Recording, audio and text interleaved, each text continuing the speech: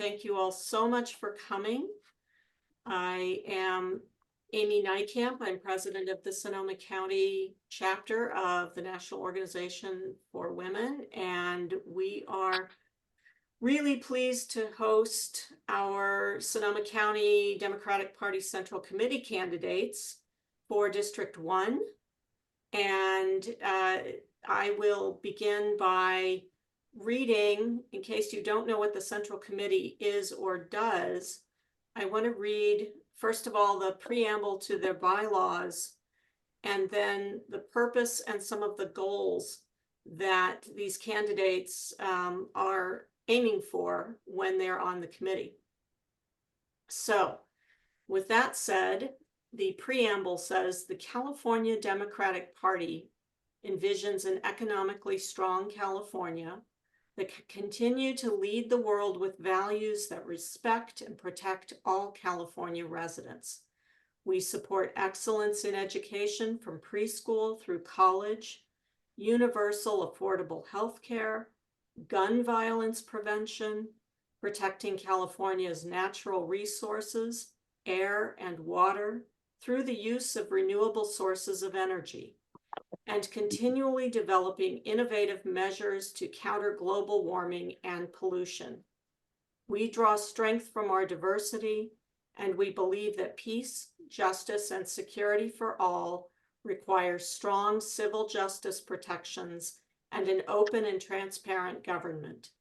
This platform resolutely defends these values that support all people's hopes and dreams for a vibrant future. The scope is that the Sonoma County Democratic Party is governed by the bylaws, and the bylaws are under the California Democratic Party, if I read that correctly. The purpose of the Sonoma County Democratic Party is to elect Democrats to public office and to conduct other business consistent with the policies and programs of the California Democratic Party, including but not limited to voter education, raising public participation and awareness, voter registration, and the great Get Out the Vote program. Those were my that wasn't actually in there, but the Get Out the Vote program is really critical. The Sonoma County Democratic Party shall make every reasonable effort to endorse at least one qualified registered Democratic candidate for each local nonpartisan office within its jurisdiction, to raise funds sufficient to provide significant support to endorsed candidates needing and wishing support, to protect the integrity of its endorsement power, and that includes making sure that unendorsed candidates don't represent themselves as having an endorsement by the Democratic Party. And they also do this providing effective public relations and education programs, as I mentioned above in the purpose.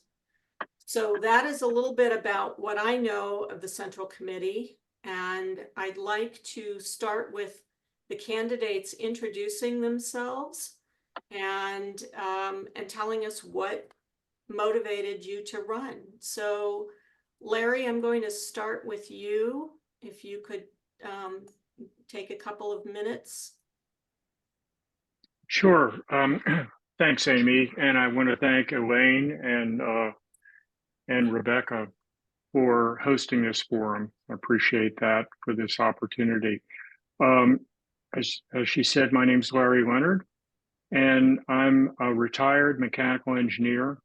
And I joke about this. My wife likes to think that I can fix anything around the house because I have a mechanical engineering degree, right?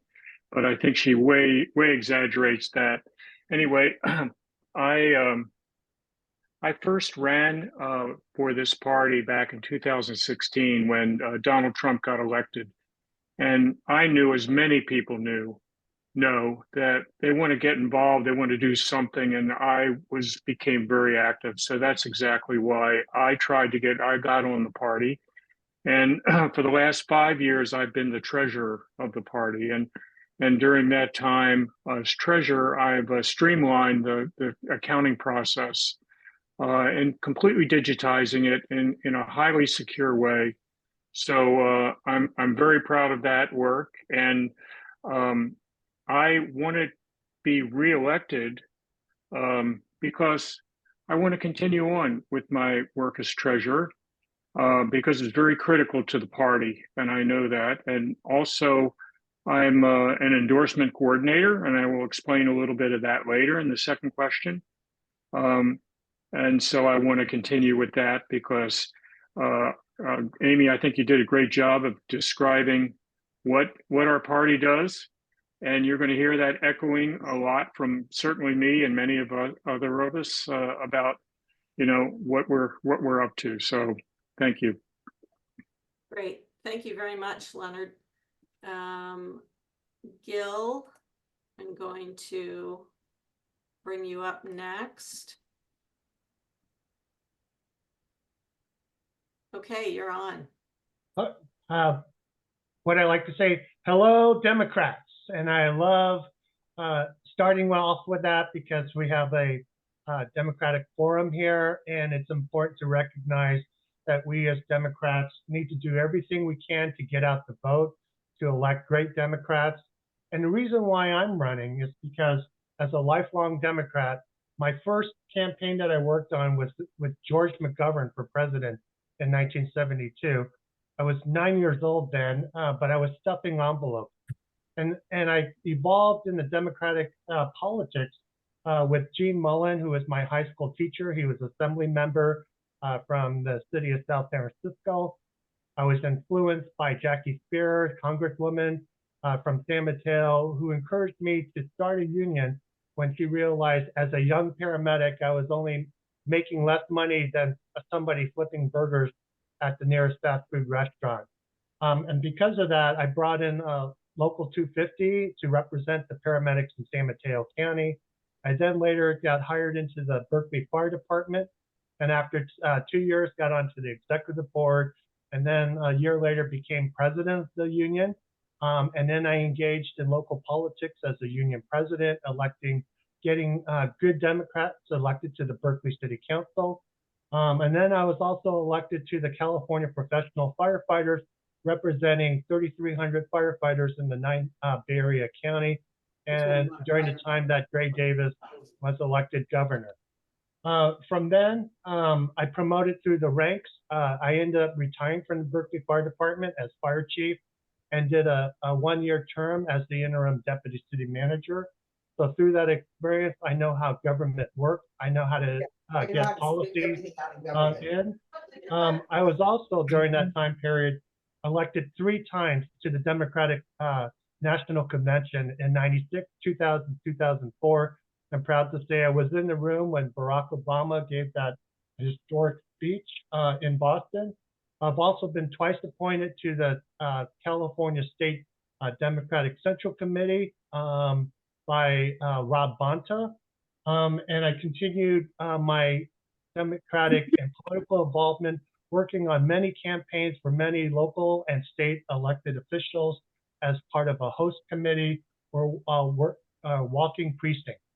I believe that we need to get out the vote because if we don't talk to voters, they don't know what we stand for, they don't know the issues, and the only way to get people involved is to recruit people to be part of the Democratic Central Committee.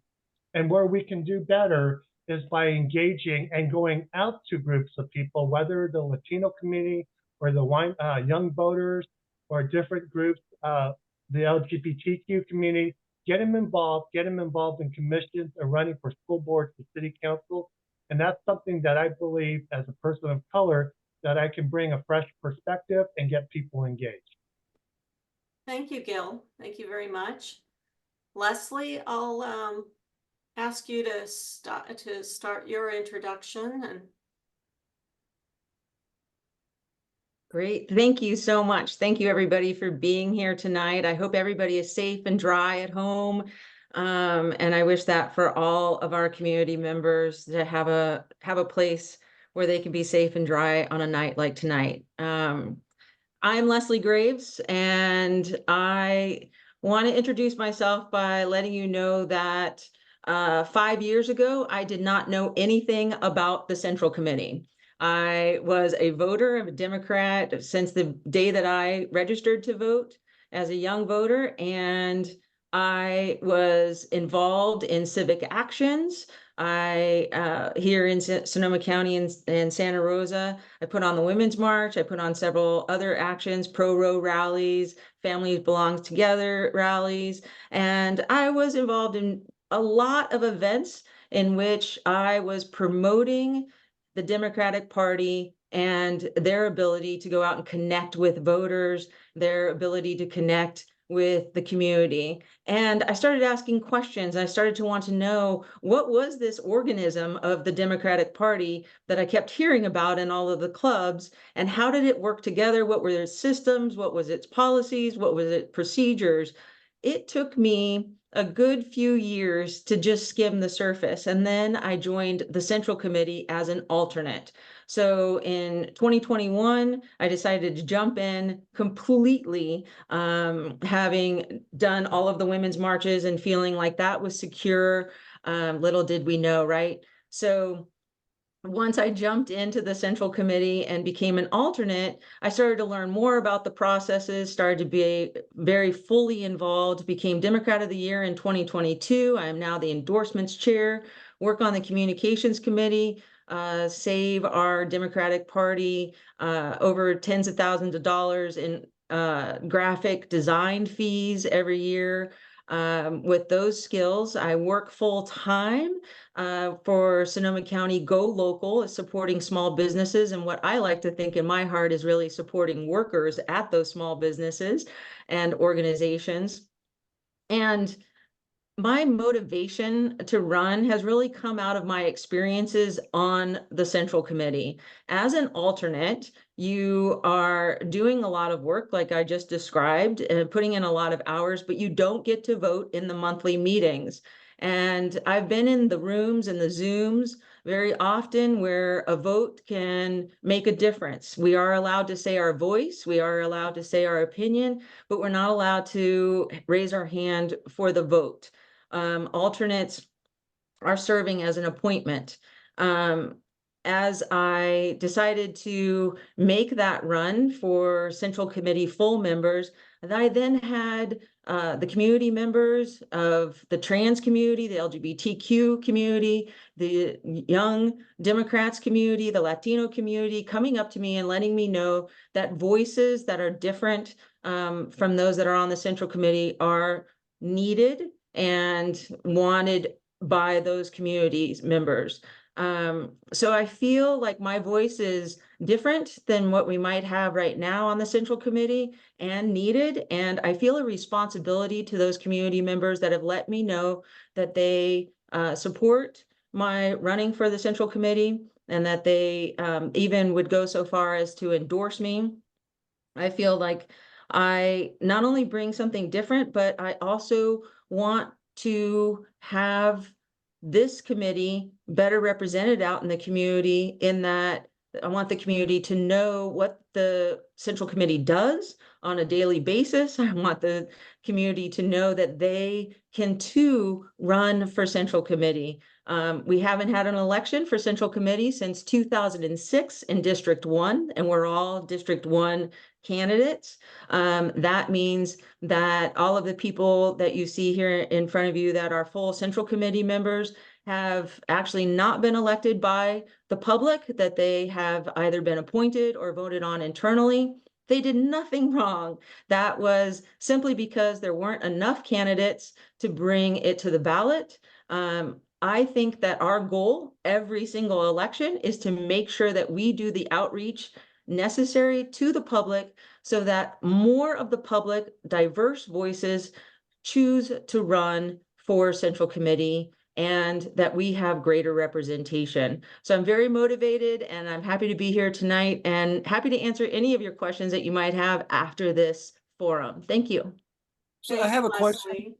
I have a question. If there is the limit, the 7-minute limit being run up, even if people speak in the first question, use it all up, because I don't want to end up at the end without time to speak. If Yep. they're going up, yeah.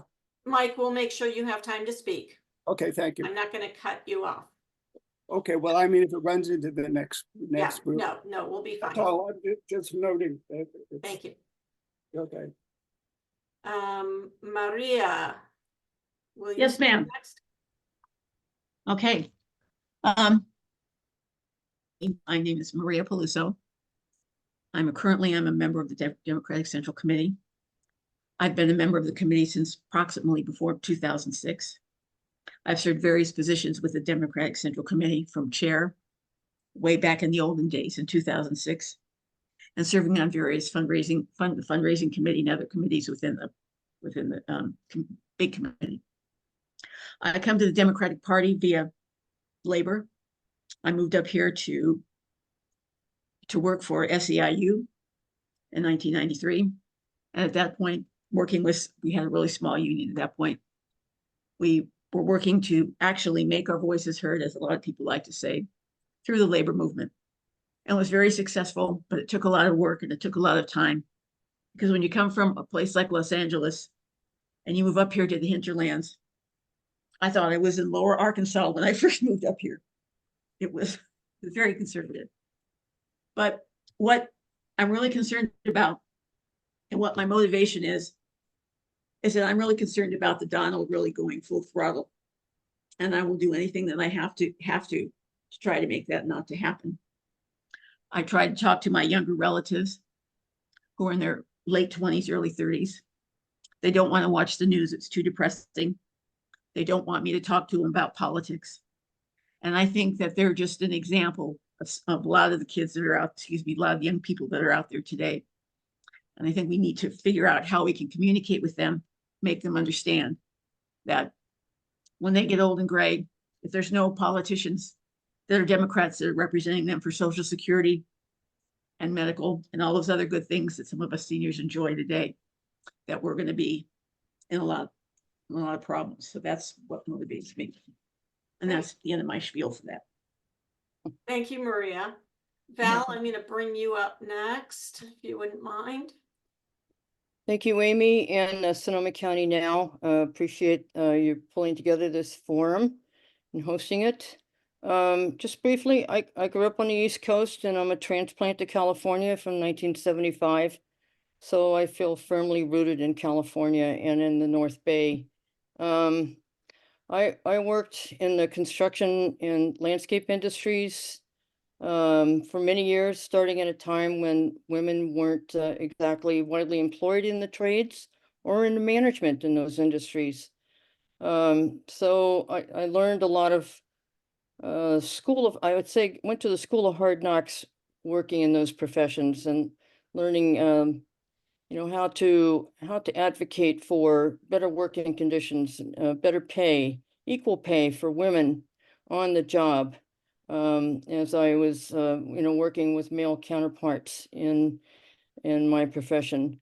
I've always had an interest in politics and political affairs, but my work really didn't allow me to get involved while working full time. I commuted to the city for many years from the North Bay, and by the time I finished my 14, 16-hour day, volunteering was really not something that I was able to participate in. But my first exposure to politics, I recall vividly, was in 1959 when John F. Kennedy was campaigning at my high school for running for president.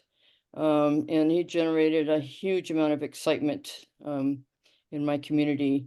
And as part of my my work experience in San Francisco, I was thrilled to see the 1984 Democratic National Convention when Geraldine Ferraro was the vice presidential nominee, and to hear her speak at the convention. I used to regularly listen to Tom Hartman's program. Some of you may know he's a progressive talk show radio host, and he would present his take on issues that help the listeners kind of understand the dynamics between Democrats and Republicans, and helped me to crystallize some of the state of politics, especially after President Obama was elected. He was always end his program with the tagline of "You're it," meaning that, you know, he'd done his bit to support democracy and try to engage people in politics at a level that they could sustain for themselves. And he would encourage his listeners to get out and make a difference in some small way. And so in 2010, the Tea Party was on the rise. President Obama was really, you know, back on his heels, trying to pass the Affordable Care Act. And so I had the time, and so I got up off the couch, literally. I went downtown to where the party's campaign office was located down on B Street, and I went in and offered to volunteer. And after that election, Stephen Gale who was the party chair at the time, he encouraged me to stay engaged in politics, to join the Central Committee. And we had many conversations about what the Central Committee does, where he saw my skill sets fitting in. And so I took him up on that. And since joining the committee, representing the 3rd Supervisory District, I jumped in with both feet, which is kind of how I do things. Since I've joined, I've served as the party's 2nd vice chair, which is a position liaison, working with our local chartered Democratic clubs. I'm on my 2nd stint as chair of the political organizing committee. That's very involved in getting out the vote and a lot of election work. And I've been serving as the party's campaign headquarters coordinator since 2012, working to help elect Democrats up and down the ballot. Great. In addition to that, I've spent time on campaigns. I've been working with allied organizations on campaigns specifically for the Living Wage Coalition, where we were able to pass an ordinance for the living wage for county employees, in which that also spread to some of the municipalities. Worked on campaigns for rent control and for district elections in Santa Rosa. You know, I've been a district leader for CalCare, which is the California's Guaranteed for All Healthcare Act. So, Great. thank you. Thank you, Val. Carol, will you go next? Oh, hi. So my name is Carol Taylor, and I'm a transportation and healthcare activist. I'm currently on the Sonoma County Citizen Advisory Committee for the Transportation and chair of the IHSS Public Authority Advisory Committee. Gil reminded me, I was 8 years old when I went out the door one day and just started knocking on people's doors, telling them to vote for Adlai Stevenson. And that's when I found out that in Washington, D.C. at that time, we could not vote. That it's changed since then, but at that time, there was no vote for anybody living in Washington, D.C. And I think that you tell me no, and I'm going to do it. You know, it's like, I think I've been so fierce about voting all this time. Then the reason, the problem in the organization of the Democratic Party here, you've heard people talk about how many years it took to learn. And so one of the things that I've been really doing is trying to straighten out this trajectory. I'm a member of a club. The clubs are the grassroots units for the Democratic Party.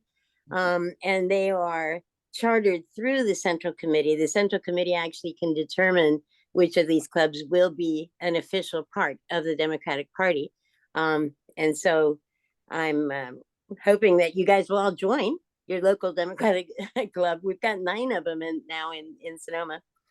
So I first was elected to the Democratic State Party as a delegate in the ADEMS because of my union organizer suggested it. So I started at the state level and then saw my club and joined that 2 years later.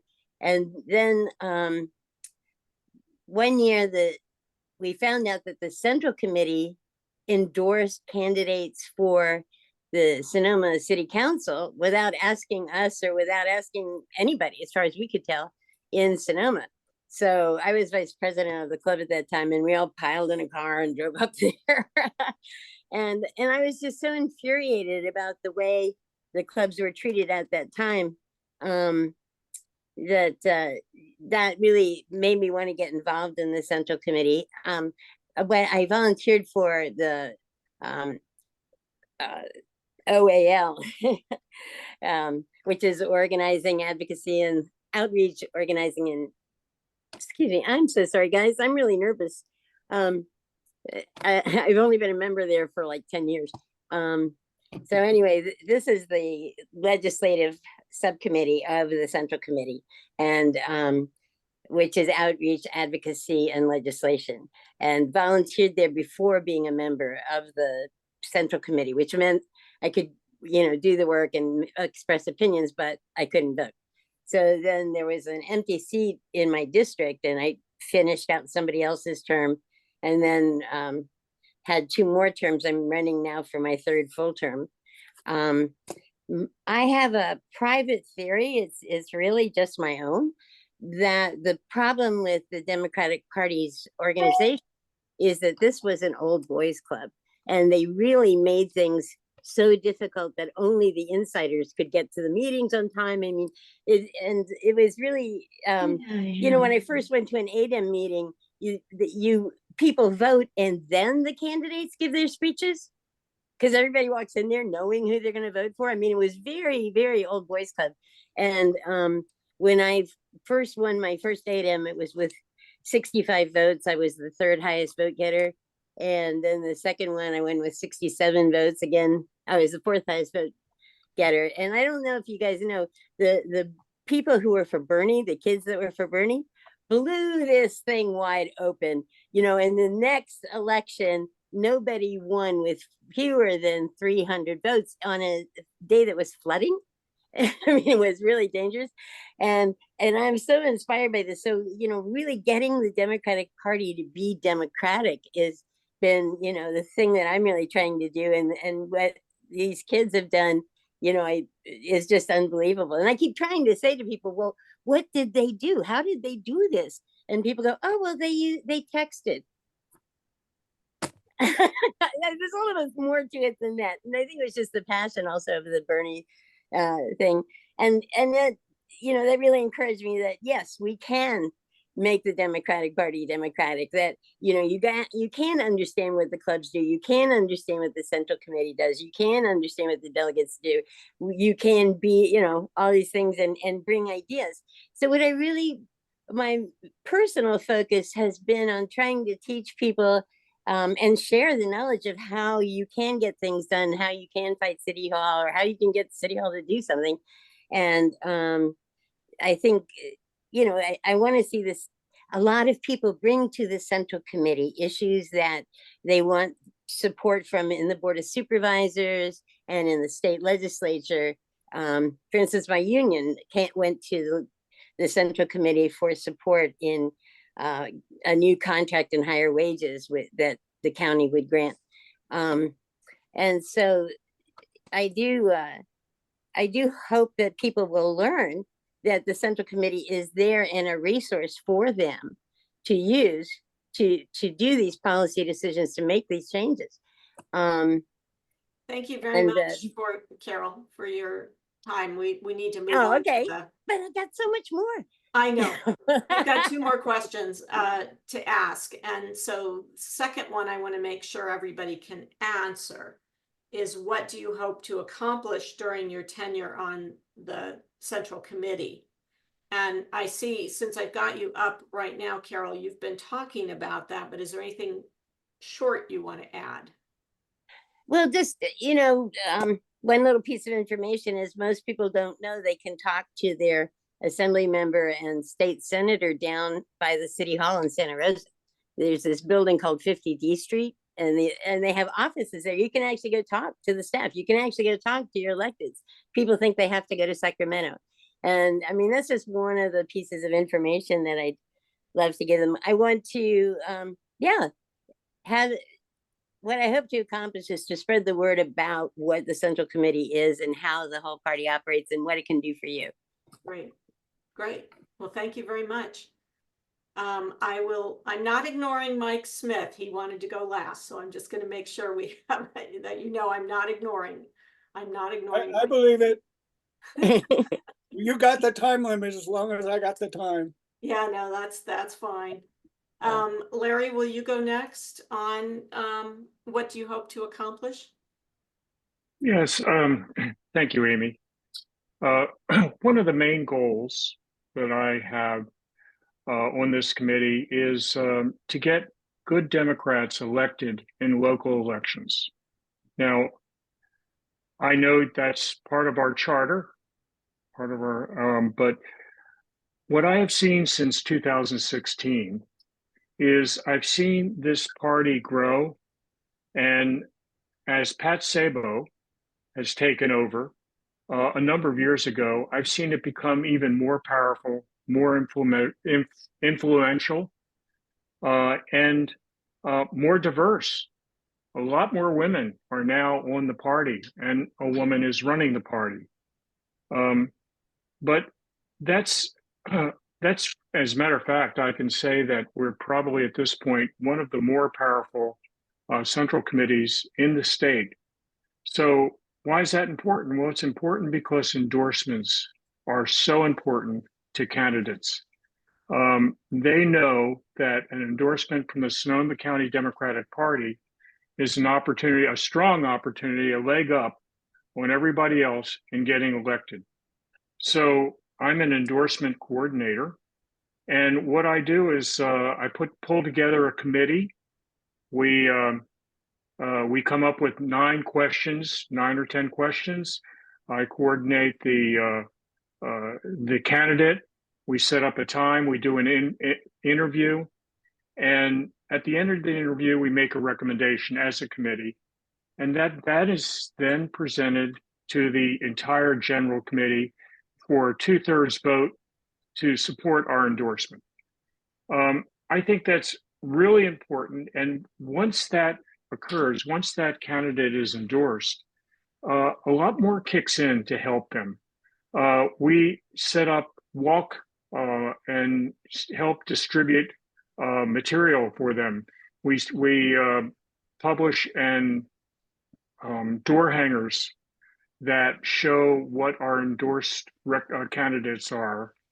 And what I have done over the last number of years is I have organized those walk committees here in Sonoma. I've gotten volunteers, I've trained them all, I've given them the materials, and they've gone out and done a splendid job of knocking on doors. And to me, that's the best way to engage voters. So I want to also say, lastly, before I finish this question, and thank you for the question, is I've been endorsed by Congressman Mike Thompson, and I appreciate that. So that's all I have to say. Pass it on. Larry. Thank you very much. Maria? Yes. What's the question? Could you repeat the question again? Yes. What do you hope to accomplish during your tenure on the Central Committee?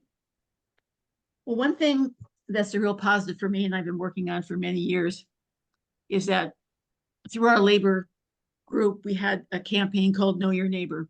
And basically what we were trying to do, and what we did in some respects, is set up like a precinct system where you would come in, and I know our current political organizing committee has been working on it as well. So you would come in, everybody would kind of would be able to meet together, and you'd have allied groups to work with you. So when election time came around, you aren't out there scrubbing the streets or calling people, will you please come and walk? The mechanism's already built in. And the question would be, well, how many votes are you going to win by, rather than trying to find somebody to go out and do that? It's really very hard work. People don't want to do that sometimes. But to me, that's a really important system to establish. I know one of our members in the Central Committee now, a gentleman by the name of Robin, is working very hard using databases and a lot more sophisticated technology than I'm familiar with to set up those type of things. Because as we know, if the Donald gets elected, which hopefully he won't, the conservatives are really going to go after our school boards. There's been a slight trend of that here in Sonoma County, but not to the extent where it is in the rest of the United States. And I'm really worried about our school boards, our book banning, et cetera, et cetera. And like I stated before, is when you get young people, unless they're really directly affected by something that serious, they're going to be sympathetic, but that does not turn into going out and knocking on doors, because you have to learn how to do that, not to be too shy about it, not to be afraid. And once you get the hang of it, it goes really well. I found that walking in Oakmont for the last several days, I've met people I didn't know, and they're very nice, and nobody bit my head off. So it was a very grand experience. And I hope to keep doing that in the future. Thank you. Thank you, Maria. Val. So, I just wanted to say something. During my time as the second vice chair, I made it my mission to talk to clubs. I went to numerous club meetings every month around the county, sometimes 5, 6, 7, 8 club meetings in a month, talking about what the Central Committee was doing, how clubs could engage with the Central Committee, what did the clubs need in terms of resources from the Central Committee, and spreading information about how they could get involved. So this is not a new issue, it's a continuing education. And I'm glad to see that members are interested in continuing that education in some form or another. But it's not just something that just starting tomorrow. As far as why I'm running for another term, I'm in the fight to stay in the fight for democracy. This is not going to end after this election. It's going to continue, and I'm in the fight to help work to elect good Democrats, to advocate for policies that improve the lives of all of us. My goals will be to continue working to build a strong and diverse Democratic Party, which I think we have done over the recent years. We have come a long ways from when I first joined in 2010. Our makeup and our diversity is quite different from when it was 14 years ago. And I'm proud of the track record that we've done to help build the party up. I would also say I will continue working to represent democratic values and advocate for social and economic justice issues that promote equitable society and a sustainable environment. Those are things that are important to me, and my involvement in various campaigns show that my track record on those issues. I'd say one specific goal that I have in mind, and I don't want to take away Robin Thompson's thunder on this because he is the chair of the Community Political Engagement Task Force. But I'm a member of that task force, and that task force was created as a result of discussions between myself and the party's chair, Pat Sabo, after the 2022 elections, where we talked about how we could do better in the next election cycle. We realized that we needed to recruit, to train, and to mentor candidates who wanted to run for local office, especially school boards. I worked personally with 32 some candidates on local elections in the 2022 cycle, and I praise every one of them for their courage to stand up and run. But we saw just how unprepared they were to get into to an election campaign. So we want to help them, prepare them this year by creating a training so that they understand what they'll be facing and what kind of support they will need and how we can help support them.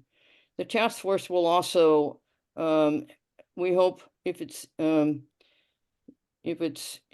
implemented the way we'd like to see it, it will help develop more citizen engagement by volunteers who attend some of our city council and our school boards meetings and report back on some of the significant developments to us so that we're alerted to what's going on. So there are eyes and ears, and then we can plug in and advocate for issues that are important to the Democratic Party's platform and create what I hope will be a reinforcing sustainable loop of engagement, from volunteers to citizens to actively searching for, recruiting, and training candidates that will all improve the state of the Democratic Party locally, as well as our city councils and our governance throughout the county. Thank Great. you. Thank you very much, Val. Leslie. Yes, thank you. And thank you for this question. Thank you for this time. And I want to try to keep this a little bit brief. I want to give Mike his due and his time. I know that we want to end on time here. I want to harken back to last year about this time. I was at an event with David McEwen. Those of you that know, he is a Sonoma State University professor and is on MSNBC, all of these kinds of shows about what is going on politically, not just here in Sonoma County, but across the nation and throughout the world. And he said something that was really pivotal to me. He said that, the 2024 election is the most important election until the day after the election, and then it's the 2026 election. And we all laughed and we all agree with that statement because that's what's going to happen. And he also talked about the Democratic Party. And Carol, I want to uplift your voice right here because I hear you when you say that the Democratic Party needs to be a little bit more democratic. And David McEwen talked about that as well. We have a representation issue. We talk about diversity and we say that there's more women at the table. But we forget that diversity does not mean that there's just a second gender. And in fact, we're more than just a binary nation and a community. We have people of all kinds of different genders and gender identities. We have people of different backgrounds. We have people who have different ethnicities and different cultural identities, as well as different religious identities and thoughts and beliefs and practices, and many, many others. We have people who work. We have people that are working full time. They're working more than full time. They're working, multiple jobs, as I do, to make the rent, to make the house payment. All of those voices need to be represented. We learned that during the pandemic, didn't we? We learned that everybody's voice needs to be uplifted and that we weren't doing a good enough job, even though we felt that we were doing pretty good at the time prior to the pandemic. The pandemic showed that there were a lot of holes in our system and a lot of people were falling through those holes. What's happened with the Democratic Party is that our young people are people of different colors, are people of different ethnicities, are people of different faiths, are people of different sexual identities and gender identities, are still falling through the holes. We're not making space at the table for them. We're not reaching out enough. We talk about going to clubs and we talk about going and expressing what the Central Committee is about. But what we don't talk about is going to other clubs, that we don't go to other groups. We don't go to teachers groups. We don't go to other service organizations. We thank you, Amy. We thank you, Elaine. We thank you, Rebecca, because National Organization for Women, I know that you've gone to other groups and you've invited us to your table. And thank you for that. So what we need to do is we need to expand what we do and not just rely on those old systems. And Carol, I'm going to uplift your voice once again because you said that we're built on an old boys club, and boy, you hit it on the nail on the head on that one. And sometimes we still stay with that old boys club because that's the systems that we know, that's the systems that we live in and that we're comfortable in. And what we need to do is go outside of our comfort zone and include more people. And right now, I'm going to give a little shout out to a gentleman that joined us on this Zoom. Mr. Willis, it is nice to see you because you are an example of someone who just heard about this process. And I'm so glad you did. Those of us on the communication committee, we took a lot of hours and a lot of time trying to make sure that this process this year was more communicated to the public. You heard about it somehow, and I want to hear that story because you took advantage of it and you're running for the Central Committee and you're not a member of the Central Committee. I consider that a win. My goal going into hopefully being elected onto the Central Committee is to make the Central Committee more accessible about what we do, more accessible for the people who want to run, the people who want to be engaged, the people who want to question us, the people who want to hold us accountable, the people that want to access us in any way, shape, or form. And I'm here for it. I have a website, leslieford1.com. Please give me a call, give me a question on my email. And I want to hear from you. I want to hear what you want from us, because we are supposed to be truly representative of you when we get voted into office. Thank you so much. Great. Thank you very much, Leslie. Gil.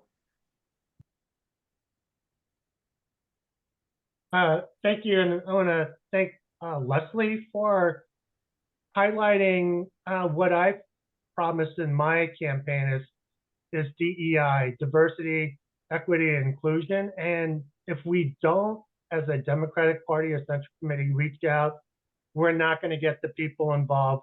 We have over 300,000 registered voters in the county, and 172,000 are registered Democrats. And the only way to get out to people is do the walk and not just talk. So the things that I've done to show that I can do the walk, I've been appointed by Supervisor Susan Gorin to be an alternate to the Municipal Advisory Council from the Springs, and that's 27% of the population is Latino. And we have to address that they have needs, and that I've done my job of trying to do outreach to them. I think I'm the only one of the only candidates who's actually tried to send my message in Spanish, because there is outreach. I am in the process right now of creating an API, Asian Pacific Islander Club, to network the APIs in this county. While it may be small percentage, but they still count as voters, and they still have a voice and a perception. I also want to, as far as what I want to accomplish, is doing the outreach. So one of the things that's proven that I've done the outreach, I'm one of the few candidates that have been endorsed by the Latino Political Action Committee and the Young Dems Political Action Committee for my outreach and support to make them feel included as part of this process. And it's important to make sure that we do that as a central committee. As far as women voters, women have the lockdown in Sonoma County. There are 68% of the women in Sonoma County are registered voters. They should be holding a lot of the elected positions, and we're doing a great job of doing that. But we also need to, again, include people of LGBTQIA, Hispanic, or Latinos, and other people that want to get involved. And by creating an environment that allows people to participate and feel included, we can do a better job as a Democratic Central Committee, because we really need to be walking all 5 supervisory districts to get people included, and not just 1 or 2. Thank you. Thank you, Gil. I'm going to move to Mike Smith now, because Mike, I really want to hear from you. Thank you. And I know you're going to be answering all the questions at the same time, and Yes. I don't want to run you out of time. So Thank you. Yeah. You're welcome. Yeah, my name is Mike Smith, and I'm running for re-election to the Sonoma Central Committee. I've been on for 25 years. I think I'm the senior citizen. I want to thank NOW for having me. My background is I was born in San Francisco, and my family moved to Marin County, and we fell on hard times and ended up on welfare. So some of my issues come out of my class background. I was deeply involved in the movement of the 60s and 70s, and I'm an organizer, educator, and legislator. I worked for CNA. I've worked for Local 250. Been on the Central Committee. I've been involved on the legislative OAL for years. When I moved to Sonoma in 1970, I began because I think an elected representative not only works for elections, but works all year long to make like things better where they live. And that's what I've done. When I first moved here with my wife and young daughter, the first thing we did was organize a chapter for Valley of the Moon United Farm Workers, and we worked on the boycott, lettuce boycott every week. I was then an emergency room nurse in the local hospital. I served on the hospital board and helped the fight to keep the hospital here. I was on the Santa Rosa JC, and I really put a lot of time in working with apprenticeship programs to make sure that they got a 2-year degree when they were apprentices. I worked on legislation. Because of my background working with Local 250 and representing Kaiser workers and having connections, I put together a lot of programs for working class kids that weren't going to go to college, like OR techs. I also, when I was a student at Sonoma State, there were no rural clinics then. All the clinics were the result of riots in the city. So I worked for 2 years with a coalition of Mexicans, Native Americans, and poor whites to get established. AB 2450, we had to sit in Brown's office twice to get it done, but that clinic over in Ole Clinic in Napa and the clinic up in Healdsburg were clinics that I organized. The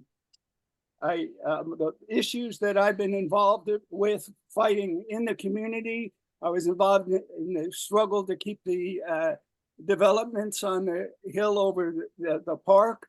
I marched with the Latinos and organized rallies when Migra made the raids in the Boy Springs.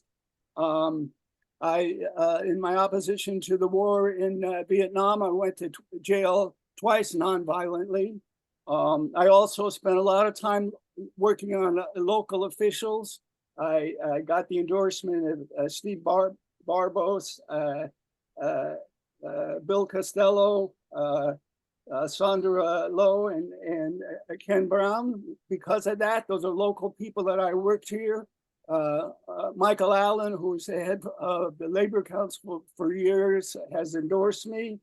The issues I think are important come out of my background.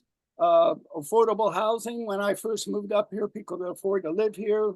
I've been homeless, so I know what housing means. The priorities are always healthcare, especially for older people who don't have long-term care, and if they have problems with dementia, they could lose their home or be wiped out. And I especially would like to take on PG&E. I'm not favoring their 25% increase, and I don't think they should be running our system. The thing is right now, and I guess I'm in a different kind of place. I think we're fighting for our very survival as a democracy, and that is the most important thing, to build a broad-based coalition. My experience in the movement has especially, and being an organizer for years, has especially attuned me to that. I was arrested in 1964, fighting for the right to organize, to desegregate businesses in this area. I went to Mississippi to work on the right to vote, and I know what fascism is like, and fascism is coming. I had been shot at, guns pulled on me. My best friend was killed there. And I respect people want to talk a lot of time about what they're going to do with the Central Committee, but if we don't get our trip together, we won't be doing anything. So I think that democracy as at stake, and we need to follow Martin Luther King's advice and step out and talk about it. I was also involved in opposing the war in Vietnam and on trial for conspiracy, and almost went to jail for 6 years on that, and was kicked out of the University of California. In my senior year, I sometimes feel like I have traumatic shock, because my generation fought against napalm, we fought against carpet bombing, and we fought against strategic Hamlet. So now we're faced with genocide. genocide and the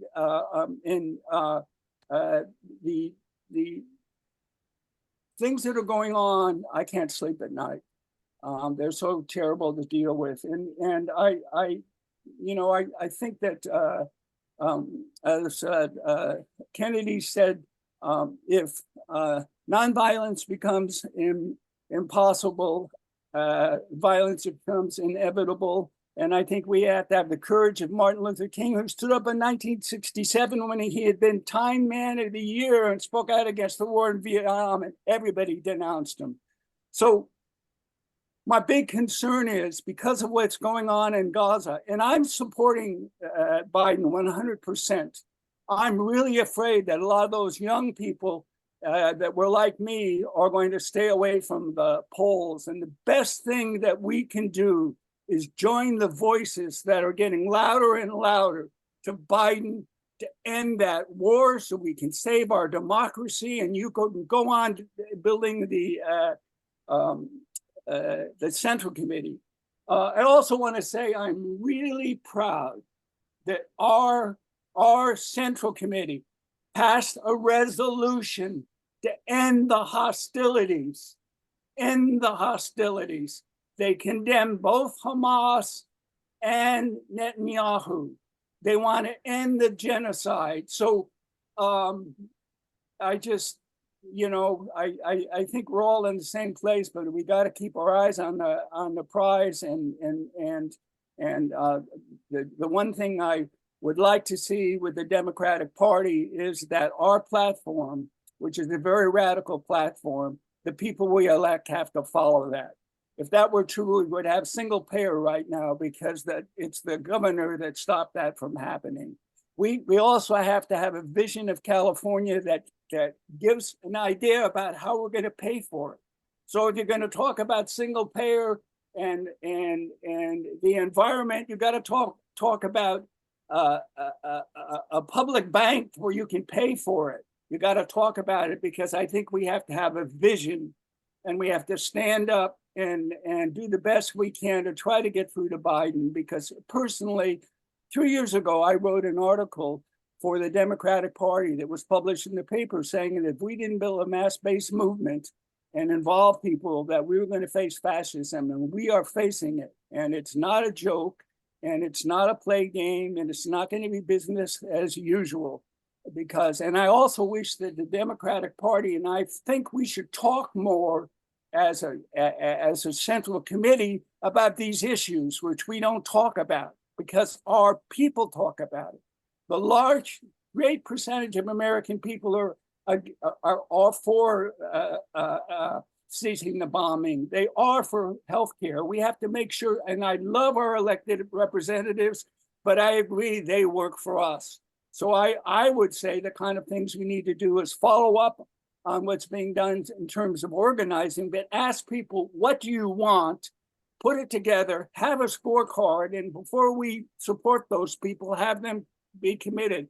Because Newsom can make promises, and healthcare is a big deal for me because it's lack of healthcare that killed my sister and led to my mother, who was a nurse, death. So I feel passionate about it.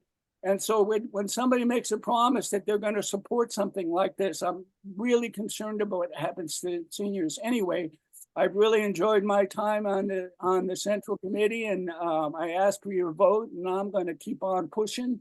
And thanks for all your hard work. Thank you, Mike. Well, that has to end our time. Larry, did you have something you wanted to say just now? Just very, very briefly, I promise. I've got to say that I am very proud of the work our Sonoma County Democratic Party has done. It's become very diverse. A lot of women now are in leadership positions, and I want to say that I think we've done a great job. There's room to grow, and I think I've heard some of that tonight.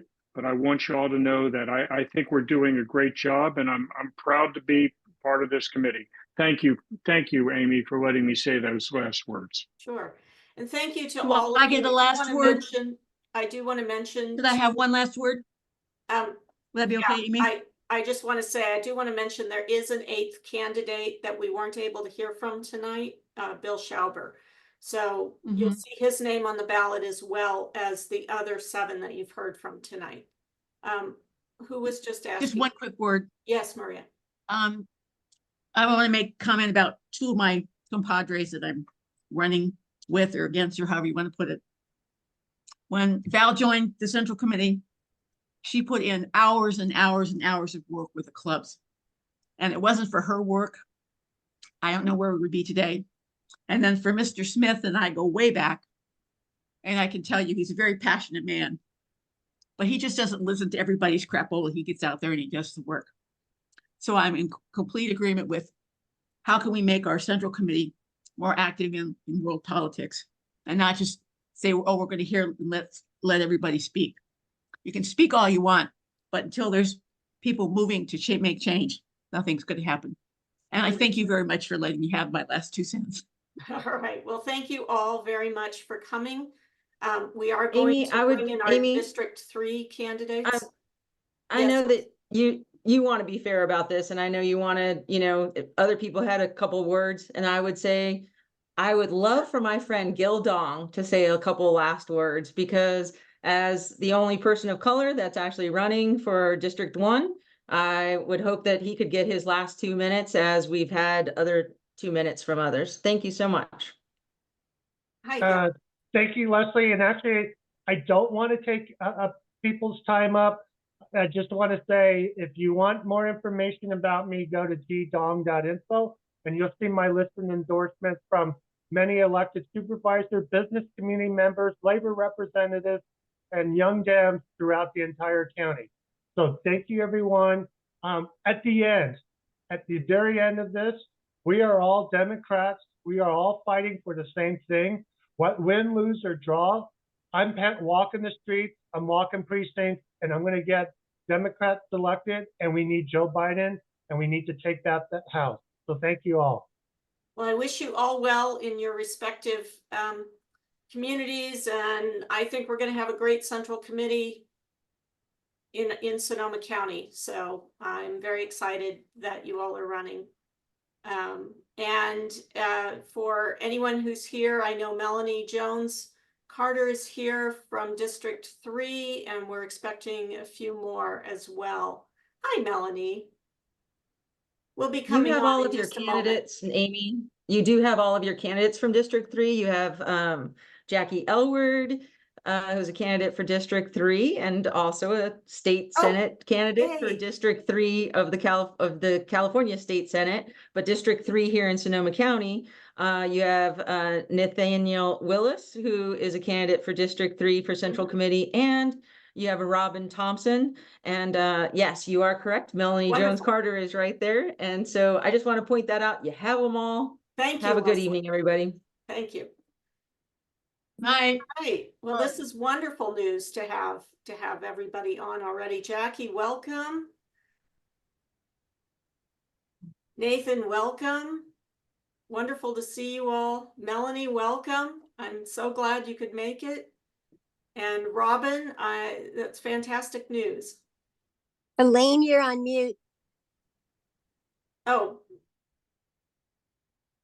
She was waving her hands. right. I wanted to say something. I wanted to thank everybody. I'm a child of a union man, and I was very impressed. And I want to thank the people who got a little bit real. You know, if we had such a strong, important thing, we would not be in the mess we're in today. And we really have to start looking at who we're voting for, who we put on the committees, and what they stand for, what their values are, because we're in deep trouble. And we need to recognize that. And I want to thank everybody really from the bottom of my heart for being here and for serving. And I heard some wonderful, wonderful, wonderful things. So I just wanted to say that, Amy. So when we go into the next thing, and Thank hey, you. Jackie, I'm so glad you're here. Thank you very much, Elaine. And I'm making each of the candidates co-hosts so that you can mute and unmute as you need to. So I will we'll go ahead and start. It's 8:05, and I'm very pleased that we've got not only all four of you here, but we've got an audience. You never know. I had anticipated, like 100 people or something like that. No, but this is okay. It can be a nice opening. I know you've had other forums and you're doing other things as well, so I appreciate your time. For those of you who weren't on the call earlier when I read the preamble to the bylaws so that you would know what the Sonoma County Democratic Party is doing, I'd just like to quickly go over that again so that you'd know what the purpose and the goals are of the Sonoma County Democratic Party are, and then we can get into the introductions of our candidates. So and I am Amy Nijkamp. I'm the president of Sonoma County NOW. I have with me Elaine Holtz, who's our treasurer, and Rebecca Dwan, who's our secretary. And we all are very pleased to be able to host this forum for you. I wish you all well in your respective counties, districts, I should say. So I think this will be a great central committee when it's all put together. So the California Democratic Party envisions an economically strong California that can continue to lead the world with values that respect and protect all California residents. We support excellence in education from preschool through college, universal affordable health care, gun violence prevention, protecting California's natural resources, air and water through the use of renewable sources of energy, and continually developing innovative measures to counter global warming and pollution. We draw strength from our diversity, and we believe that peace, justice, and security for all requires strong civil justice protections and an open and transparent government. This platform resolutely defends these values that support all people's hopes and dreams for a vibrant future. So that's the CDP. And then these bylaws that I'm going to read a bit shall govern the organization, operation, and functions of the Sonoma County Democratic Party. The purpose of the SCDP is to elect Democrats to public office and to conduct other business consistent with the policies and programs of the CDP, including but not limited to voter education, raising public participation and awareness, voter registration, and Get Out the Vote, which is a great program. The Sonoma County Democratic Party shall make every reasonable effort to endorse at least one qualified registered Democratic candidate for each local nonpartisan office within its jurisdiction, raise funds sufficient to provide significant support to endorsed candidates needing and wishing support, to protect the integrity of its endorsement power, including making sure that unendorsed candidates do not carry an official Democratic Party endorsement. They don't represent themselves as having done that. And to provide effective public relations and education programs. So if I've forgotten anything, please, candidates, you're welcome to speak out on that. I'm going to start with just in the order that your squares appear on my screen. So Nathan, do you want to go first?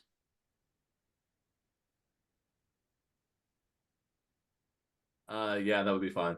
Please introduce yourself and tell us what motivated you to run. Greetings, my name's Nathan Willis. I am a teacher in San Jose City Schools. I am a member of the SRTA, San Jose Teachers Association. I am on the political action committee there. I am also the site rep at Rincon Valley Middle School, along with Ola King Clay, member of Redwood Service Center.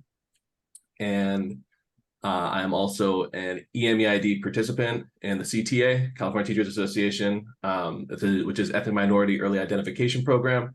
which has been an awesome opportunity. I'm towards the end of that. It will be finished by the end of May. And so I just got back from state council less than a month ago, and it was a great experience to be out there among all these union people in education. The reason I'm running is simply because I was suggested to run by my custodian at Rankin Valley Middle School, Michael Sanford. He's a cool guy. I think he attempted running for city council not too long ago, a year or two ago. But shortly thereafter, when I decided to try and gather the signatures, which I did, I found out that CTA was actually pushing this out to a lot of our members to run for these central committee positions. So I was lucky to be ahead of the 8 ball on that one.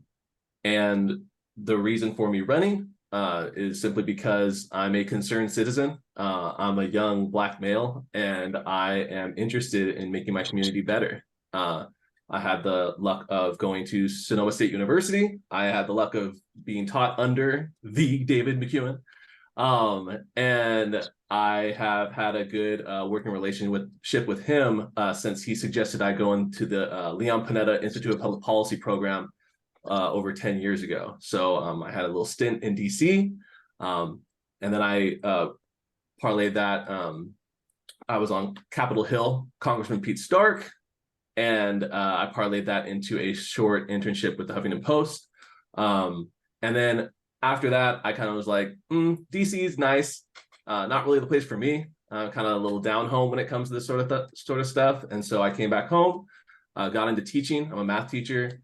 And once I got into union work I'd say about 4 years ago, that was when I knew what I wanted to do with my time. And so union work, workers' rights, civil rights really informs my politics. I always knew what I had in my mind, but workers' rights and civil rights and this organizing work really put a name to it.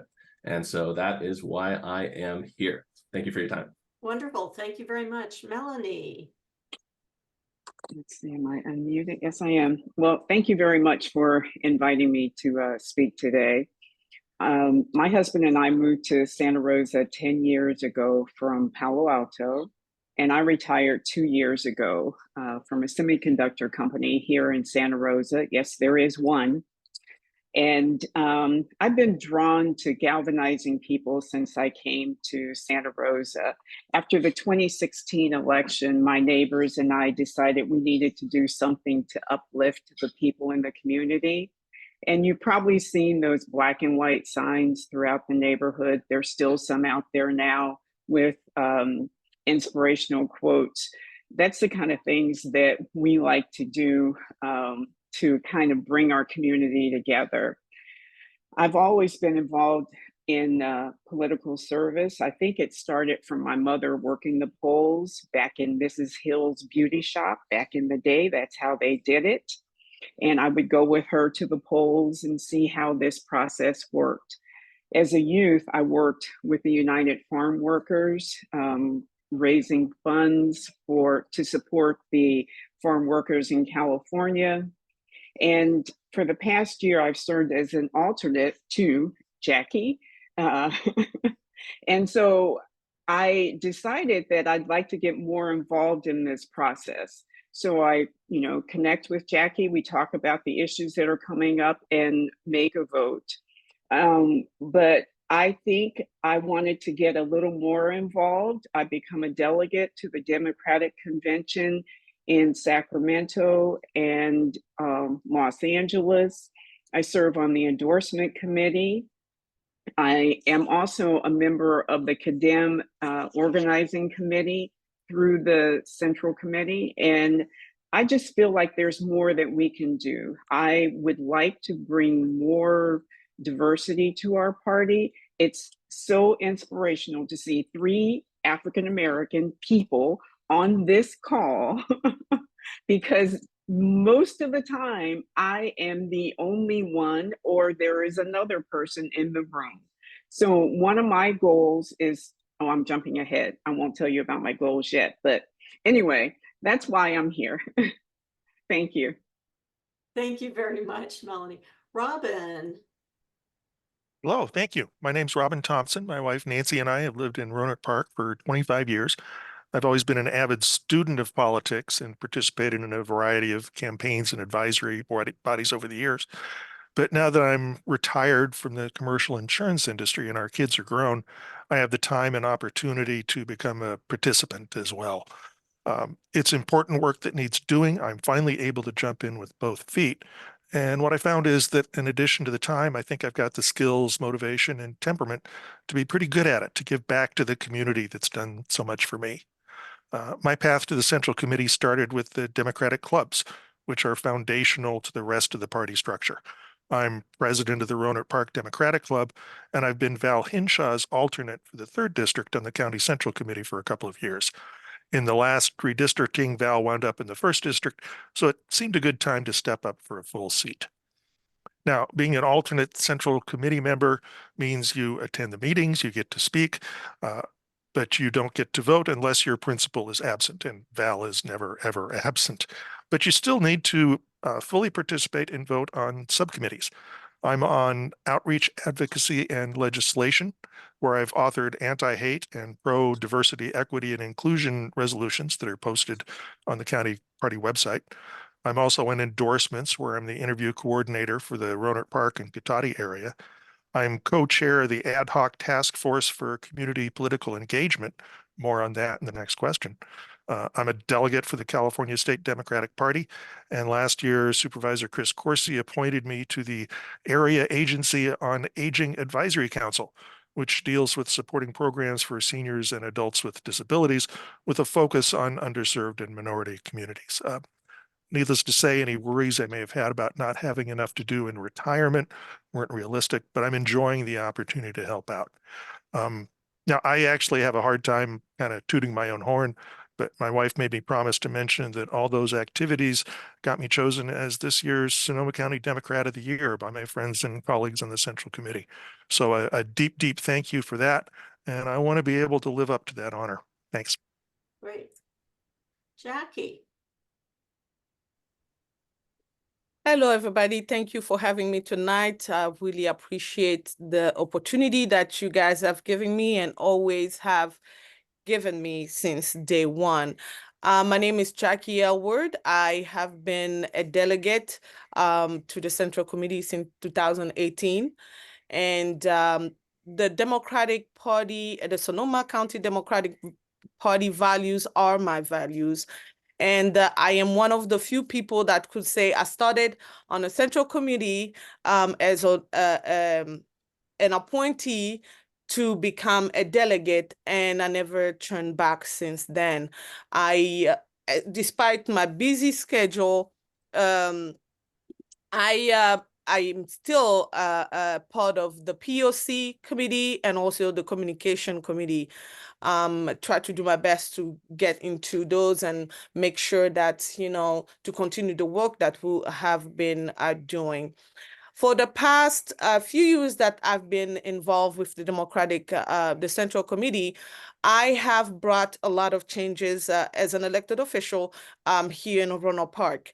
I mean, I was able to really advocate for our Black community, especially because of representation. There was one of the things that was missing in the Central Committee. We didn't have a lot of colors representing. And for me, I am really excited to see that for the first time, I think, in a long time, we have 3 amazing Black people really wanting to gain a seat at the table. So for me, it's something that I am proud of. My advocacy has not stopped there. We know that in our county, especially the city of Roanoke Park, we had to deal with our public safety, and I really worked hard to bring the changes that was needed. We're still working on it as an elected official. And also, in the party itself, when I was working with Millie at the time, we were able to bring a lot of changes with the communication team at the time. And so that's way of seeing things have moved all along with the new communication team that we have right now. So my work is strange or not seen here. I continue to bring the value of the Democratic Party that I continue to learn and to engage with, to bring it as part of my everyday work as a Roanoke Park city council member, and also as an individual, as someone that fight for equality, equity, and integrity into our the committee. And also the other thing that I wanted to say about the work of the Sonoma County Democratic Party is the fact that this group have given me the voice and had empowered me to be as bold as I am today. And for me, the work that we continue to do, please don't stop to really empower those that often are silenced. And that is one of the platform that the Democratic Party have given me, that I will continue to really push forward into what we have done and continue to do. Thank you, Jackie. And since I have you up on screen, for our second question is, what do you hope to accomplish during your tenure on the Central Committee? Oh, yes. Just like I did the past few years that I've been, right now, we need to really, I will continue to advocate for more representation into our Central Committee, because that is one of the things that when we have a lot of different views at the table, we come up with better result. My advocacy is one of the things that I'll continue really to fiercely advocate for. And also there's a part of environmental advocacy that the party really have been focusing on. We see with the wildfires and with the heavy rain or on one side, and also the dryness that have been happening surrounding us, that we really need the voice to advocate for our environment. What I'm planning on doing and continue to do is to give our young community the opportunity to really learn about the need of protecting our environment, the need of advocating for themselves, and the need of also really being there and allowing themselves to be part of this bigger entity that we are. The other thing is to continue to pushing with, our law enforcement. What I mean by that is when we talk about having accountability, each person in our community need to be held accountable the same ways that the nurses are getting accountable, the teachers get accountable, and even the classified, anybody in a system get to be held accountable. And for me, that is one of the things that for our law enforcement to be held accountable. Well, we are not enemies, but we are here to make this place a better living place for all of us. And that's one of the things. And the other thing is to continue advocating for our LGBTQ community that often get left behind on so many things, and fighting to finally get the single payer resolution to move forward, and that every single American get access to healthcare, because healthcare is something that is fundamental for what we do. And I know that for our party, that is one of the things that we have been pushing, that we wanted to see for the people to get access to healthcare. And continuing advocating for the mission of our party is one of my priority that I will continue to do, just like I have done. This party have given me a second chance, and I want to do the same thing for the people that I'm going to continue to advocate for and bring the democratic values out there. Great. Thank you very much, Jackie. Melanie, what would be Okay. something you hope to accomplish during your So tenure? I neglected to say this part, so I'm going to say it now because it ties in. So in addition to my political activities, I'm the vice chair of the board of the Museum of Sonoma County. Yes, we do have a museum. Somebody said that to me the other day, which means that we have a lot of work to do. I'm the vice chair on the Commission on the Status of Women. I was appointed by Chris Corsi, and I'm the board chair for the Design Review Board for the City of Santa Rosa. I'm also the president of the Mendocino Community Garden. If you ever need tomatoes in the summer, come see me. And I serve on the Political Action Committee for the NAACP. And my work with these other organizations is what I think we need to promote with our central committee. We can't do this by ourselves. We need to work in concert with other organizations. Right now, we're talking about doing some task force work to do a training for new candidates. The NAACP is also on that path. When I met with the NAACP recently, I said, are you open to working with other organizations? That's what we need to do. We need to combine our efforts. We need to be able to bring more youth and people of color, get them more involved in this party, and just demystify the committee. People need to know what we're doing, who we are, and what we stand for.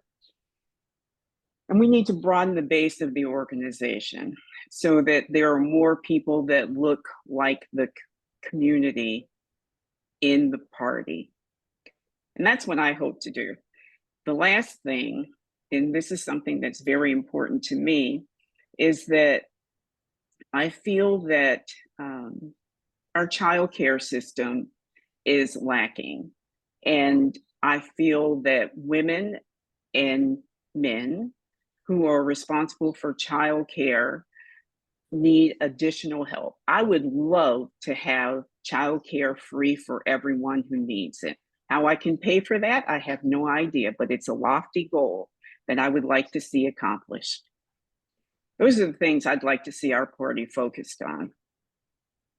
Great. Thank you. Nathan, what would you like to see? What would you hope to accomplish during your tenure on the Central Committee? My number one issue is school safety. Coming from this as a teacher, I've noticed that in our district, there's been, in Santa Rosa City Schools in particular, there's been this, we've been having tragedy after tragedy, and we are, even at Rincon Valley Middle School, we're missing very necessary pieces that would allow our school to flourish, namely campus supervisors, support staff, restorative justice coordinators, counselors, psychologists, people that we really need in force, not one person going to 3 different schools during the week and only available 2 days at one school, 2 days at another, and 1 day at another. It's just not sustainable. And we need to really prioritize that sort of funding for our students so that they can get the support that they very deeply need. Because I've been seeing just this kind of crumbling of infrastructure around our educational system due to lack of funding, lack of teachers, lack of support. And in addition to the Moms for Liberty and the alt-right movement in our school boards. And I've been hearing this across the board at all of our meetings. I meet with, I do different council or conferences with the California Teachers Association, and we hear from people all up down the state talking about the issues that they're dealing with in their locals. And it is a real it's a real danger that's happening right now. And we see it in Florida, you see it in Texas, you hear and see it all the time. You're like, oh, it couldn't happen here. It is happening here. It's been happening here. And our students are scared, and they are afraid that, we don't have the opportunity, if we as adults can't speak to this and share the concerns that we have, what can they do? And as an educator, I'm really, my job isn't just to teach the kids math. You're a therapist, you're a big brother, big sister, you're a shoulder to cry on. You do it all. And my goal is to get them to be able to persevere through the tough times. And getting through math is a tough time, but it's even tougher when you don't have food on the table, when you don't have support at home, when you're a latchkey kid. I was a latchkey kid, single mom growing up, come home from school, wait for her to come home, put something on the oven, get it ready to go, whatnot. And, sports, church, and all the things. And that is really my main focus is public safety in schools, because we really need to have that conversation about, because I'll put this out there, SRTA has tried to get a commitment from Santa Rosa City Schools in writing that they will have public safety as a part of ed code and in our MOU, trying to make that a thing that they will agree to. And it was slashed through during negotiations. They did not want to do that. And so that is something that is really, as an individual, is really difficult, because our leadership, the people that are put in charge, the ones that have all the money and pull the purse strings, are not the ones being held accountable. They are not taking the lead. They are not going out there saying, this is the line in the sand, and hey, maybe we won't make it, but we're going to say we're going to do our best to get there. And I don't see that across the board. I hear people walking back from issues that are really important. I hear people say, well, it's a two-sided issue and you don't know, you're too young, or you haven't seen it. We're all adults here. We all know what's going on. Stop. You know what on me and tell me it's raining. All right. I'm not interested in that. And coming from a grandfather who taught, biology for 40 years and was on the union and got shellacked in negotiations, and came home and hearing my grandma talk about how, Grandpa was just, he was defeated that one of those days. It's like, those are the types of things that really galvanize me to make these sort of changes in our system. And so I believe it starts in the schools. I believe it starts at the school boards. It starts at the local level. And it's really a person-to-person conversation. And like overall, here, let me just pull up the question one more time. What you hope to accomplish? That would be like my overarching goal. But the next step would be to hold our leaders accountable. The Democratic Party is becoming more diverse, but I really want to, as a teacher, I'm trying to get Gen Z. I think we're into Gen Alpha now. I'm trying to keep track. I'm a millennial, and I have always been told I was old for my age, or whatever. I have an old soul, and I'm young. I'm the youngest one here, and I talk to these kids and they're like, oh, Mr. Willis, you don't know what you're talking about. Oh, you're just an old hat. Oh, I'm like, dude, I'm 35, chill out. Like, I know what's going on. And it's really getting them to understand that they can do it too. The reason why I'm running is to show other people that you can just go out there, get your 20 signatures, get on the ballot, and make some change. Thank you. Thank you. Robin. Okay, thank you. The short, high-level answer to what I hope to accomplish is to advance our democratic values and support Democratic candidates for office in a really crucial election year. But let me talk about my own specific number one item on my own to-do list. I'd mentioned that I was co-chair of our Community Political Engagement Task Force. I'm quite proud that Val Hinshaw and Pat Sabo asked me to fill that role. We're building an information network of volunteers who help us monitor what's going on in local city councils and school boards. So what's going to come out of that? We'll be able to strengthen the influence of the party in local government. Our local officials are mostly Democrats, so yay to living in a blue county. But with transparency and active engagement, we should be able to make those officials work with us, remember us and our shared values throughout the year, and not just when they're looking for an election endorsement. The task force will get us a more systematic view of the major issues facing Sonoma County. We're building a cross-reference database of the monitor observations. So just to make up an example, if Roanoke Park Council has a discussion in April on homelessness, Windsor has it pop up as a council agenda in June, and people argue about it at a July meeting in Santa Rosa, we can gather that information, share success stories and best practices, build some synergy. We're also looking at recruiting and training activists and candidates for local office with a new candidate workshop being planned for after the primary. And this year is when we want to turn the design and development work we've already done on this project and turn it into a permanent functioning part of the Central Committee's agenda. So that's my main thing that I hope to accomplish during my tenure in the Central Committee. Thanks. Great. And while I have you on screen, what do you see as one challenge that the Central Committee faces this year? Okay. One challenge, I'll cheat a little bit because you need to start with success at the top of the ballot with president. That's the be all and end all of why we're here. We need to do absolutely everything we can to be successful there. I'm one of those people who genuinely think that our democracy is at stake. But as a Central Committee, we're operating on a county basis. So let's look at elections. Come November, we've got 24 city council seats coming up, 21 of which are currently occupied by Democrats. There's work to be done, but I'm feeling pretty good about our prospects there, which leaves school boards. There are 40, that's 40 school districts in Sonoma County. And by my count, there are 99 school board seats coming up this general election. A lot of them are elementary only districts with small enrollments, so it's tough to get people to run for those seats. About 80% of the school board seats in Sonoma County weren't even on the ballot. They were filled by appointment because not enough people filed to make for a competitive election. That means less accountability to the voters, less knowledge about who those board members are and what their priorities are. You've heard about the menace from right-wing radical groups like the so-called Moms for Liberty, or the book banning and repression we're seeing in places like Florida or Texas. Nathan quite eloquently talked about it in his talk. It's heartbreaking and it's scary. But the thing is that these groups and the Republican Party as a whole are targeting local school boards in a big way, including here in Sonoma County. The top of the ticket is going to come in at something like 2-to-1 Democrat.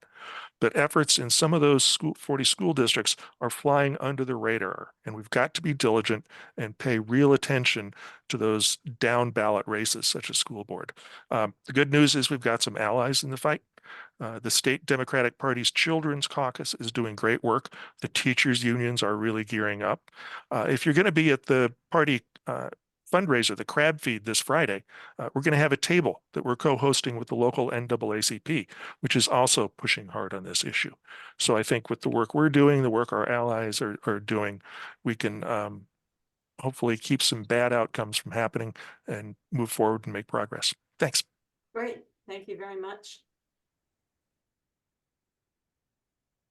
Hi, Melanie. What do you see as one challenge for the Central Committee this year?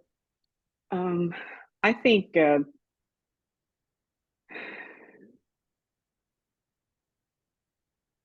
our biggest challenge is bringing the community along with us. I think it's easy to say what we're doing, but to make it happen is a big challenge. As I've said previously, we need to diversify our party so that I believe our population right now is 32% Latino. Sorry, I can't speak here. In Sonoma County, only 4% African Americans, but those people need to have a voice and they need to be brought along with us.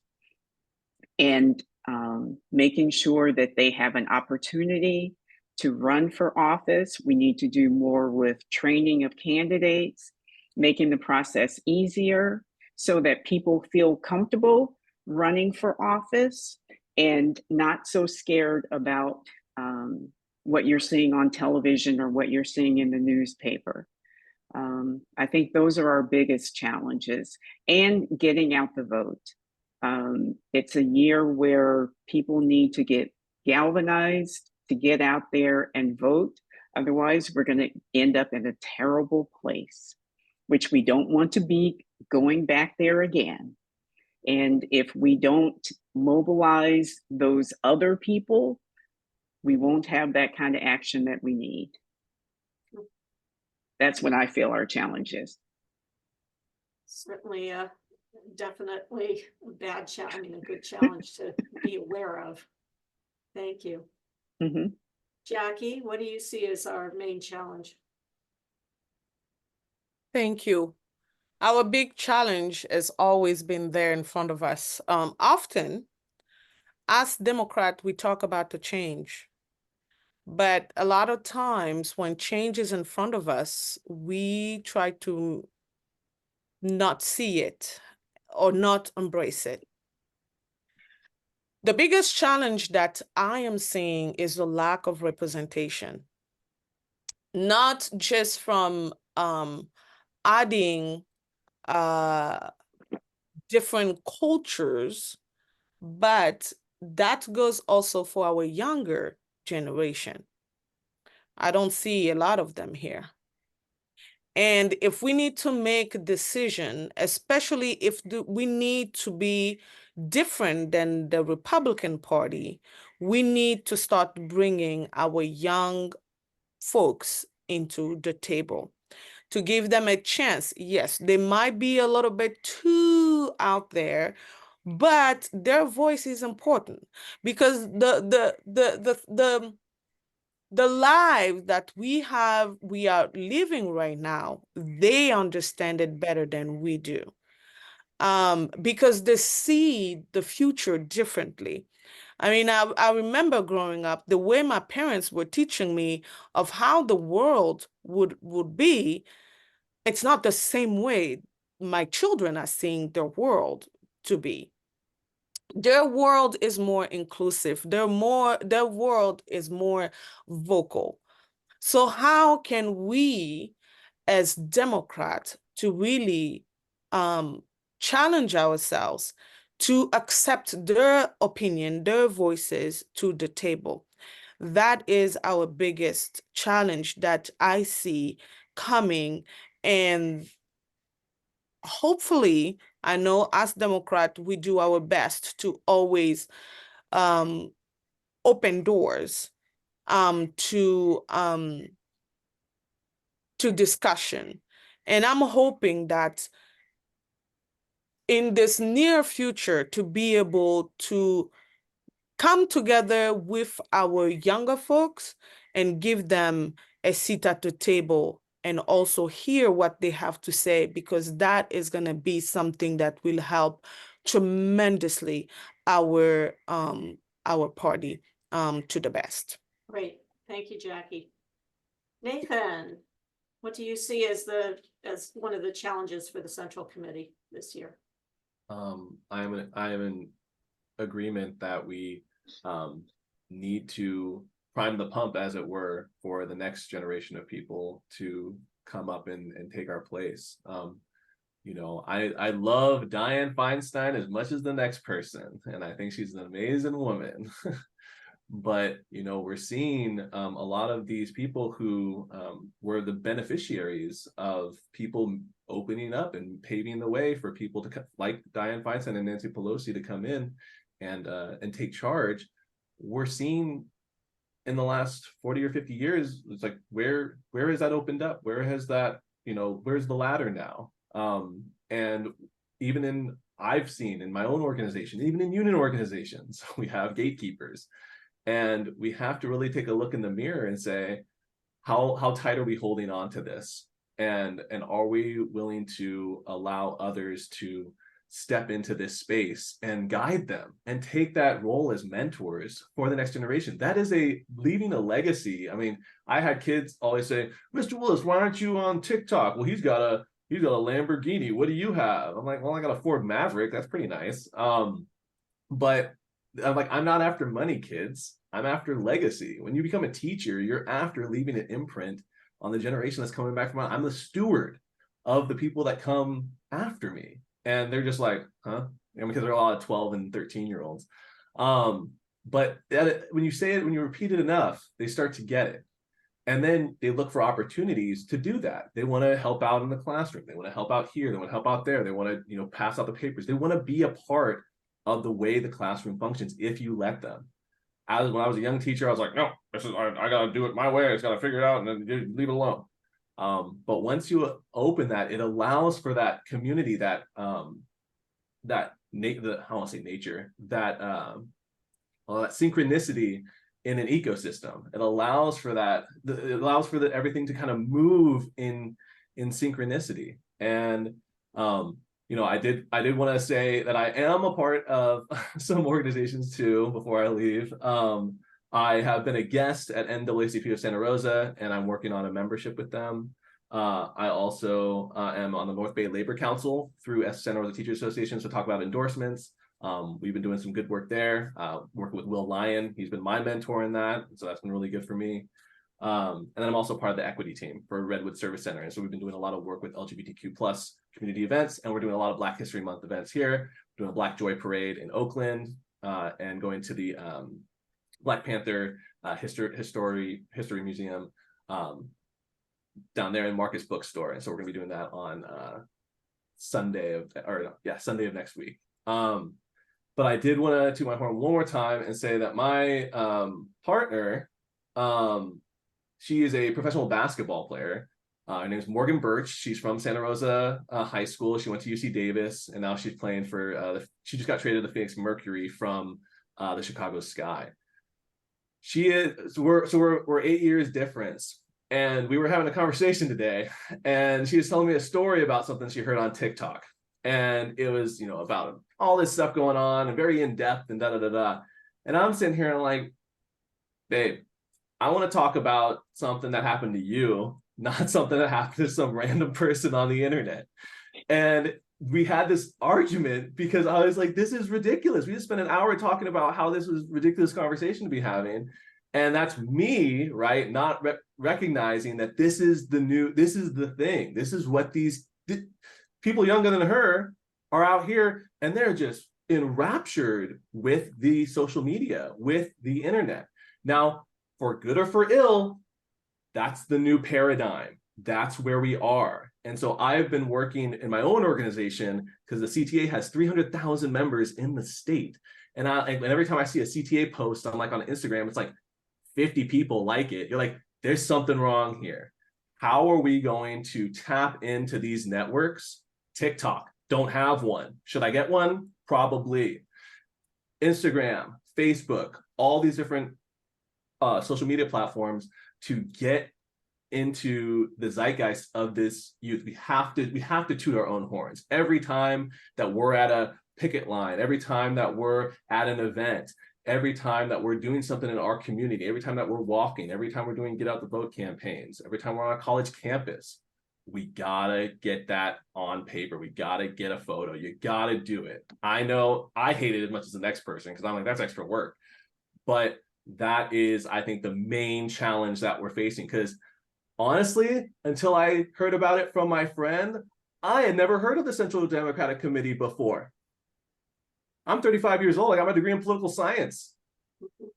Mr. McEwen didn't tell me about that. He told me about OLS regression models and talking about gun rights, guns, God and gays, and how that was the biggest deal in the Republican and Democratic Party. That's what people voted on. And that was 10 years ago. So, people said some stuff back then. I don't say that anymore. That's not what I do. Thank you, Nathan. Yeah, of course. But that is the next paradigm, is that we have to kind of get into that world of this youth. So we have just a couple minutes left, and I wanted to make sure that everybody had about 10 or 15 seconds to say what their, just anything that you definitely want us to know before the end of the evening. Robin, I've got you on screen. Okay, thanks. It's a pleasure to spend some time with Democrats. I think the future is bright for us. There's a lot of work to do. I'd like to be a part of that work going forward. Thank you for your time. Thank you for your attention. Great, thank you. Jackie, want to say a few words? Yes, again, thank you for having me tonight. I really, I'm humbled to be part of this beautiful panel with smart people through and through. What I want to say is, as my last word for tonight, we have done so well. I am the product of Central Committee and will continue to do the work that we have started. Starting from the Central Committee today to be Roanoke Park City Council member, we have continued that work, that our values, and brought it outside and continue to expand it. And I will be humbled to earn the vote for the people to continue the work that we the work that we are doing and continue to do. And I thank everyone that have taken the time to come tonight. And I know that with the strength that we have and also the unity that we carry so dear, to really continue the work. As someone that has become today one of the many results of the work of the Central Committee, I am so humble to really ask for your vote. So thank you. Thank you, Jackie. Melanie. I just want to say thank you for the invitation. This was great. It was good to see the all the candidates in one place. I don't think this has happened for us before. And it's a good thing that this is actually, there are more people that are interested in running than there are slots. My mother always told me that you don't get anything if you don't ask for it. So I'm asking for your vote. And anyone here, I mean, we're all dedicated Democrats, and we are very interested in making sure that the party is successful. So you can't go wrong. I know I shouldn't say that, but you can't go wrong. So thank you for having me. Thank you very much, Melanie. And finally, Nathan, just a few more words. We're running a little bit over, but if there's anything last second you want to say. Just keep sharing the message. I'd be humbled to have your vote as well. This was an awesome experience for me. Thank you for asking me here. This is the first, meeting that I've had, and it means a lot to be able to see the work that's being done out here. It doesn't go unnoticed, and I'd say talk to your kids and grandkids about it. Just like, I wish that my, grand folks told me that this is how the world was. They told me about the church, and they told me about their job and what it was like bringing the family out from, Louisiana or Kansas, or which part of my family came from where.